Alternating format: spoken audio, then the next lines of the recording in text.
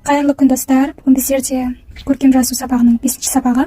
Біздер бүгін Г әрпімен танысатын боламыз. Г әрпінде қанша элемент бар және де оның жазылу үлгісін көретін боламыз. Бүгін мен бірнеше сөздерді мысалға алдым. Осылай күннен күнге сабағымызда мысалдар көбейе береді. Бұл біздердің көркем жазуымызды әрі қарай жақсартуымыз үшін өте керек болып табылады. Олай болса сабағымызды бастайық. Бірінші Г әрпі.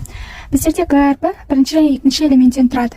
Бізде бірінші таяқшасын жасаймыз, Г әрпін үлкен, және де оның жоғары жағындағы басты бөлігін жасайтын боламыз. Так, енді бастайық. Мұнда бір үлгі көрсеттім, осыны қазір жазып көрсетемін. Біздерде клетканы санап жасасаңыздар болады, немесе өз қалауларыңызша жаза берсеңіздер болады, бірақ та жазылу элементіне назар аударыңыздар, ма? Дәл осылай. Бірінші элементін жазамыз, сосын екінші элемент. Осылай жазып кете береміз.